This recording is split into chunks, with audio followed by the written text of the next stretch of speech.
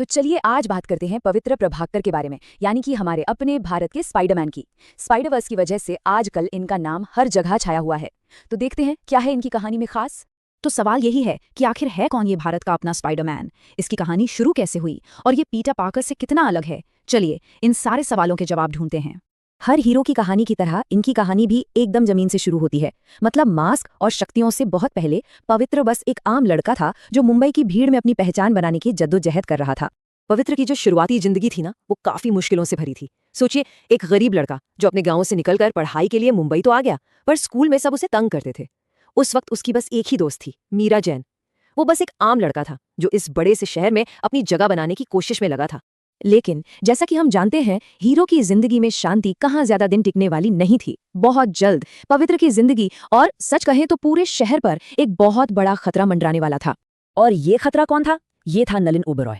अब अगर आप इसे समझना चाहें तो समझ लीजिए कि ये हमारे यूनिवर्स का नॉर्मन ऑसबॉर्न है। ओबेरॉय एक बहुत पावरफुल आदमी है जो एक पुराने काले जादू वाले अनुष्ठान के जरिए दानवों के लिए हमारी दुनिया का दरवाजा खोल देता है, और ऐसा करते करते वो खुद भी उनके काबू में आ जाता है।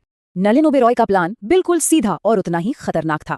पहला कदम एक पुराना खतरनाक अनुष्ठान करना, दूसरा कदम उस अनुष्ठान से दानवों के लिए एक रास्ता खोलना, और आखिरी कदम उन सबको धरती पर तबाही मचाने के लिए खुला छोड़ देना।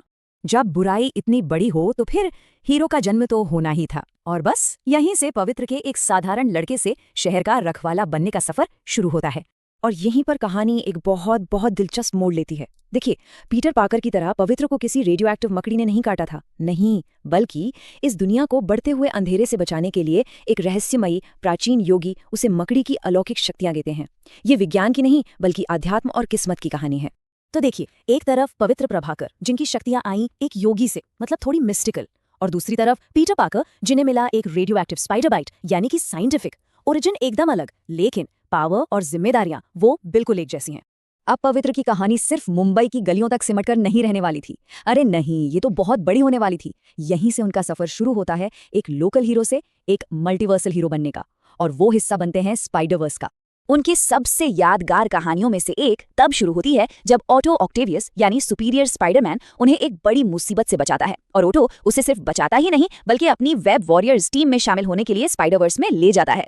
यही वो पल था जिसने पवित्र को सच में एक मल्टीवर्सल हीरो बना दिया।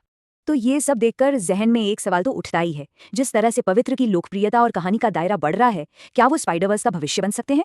खैर, इसका जवाब वो तो हमें आने वाला वक्त ही बताएगा।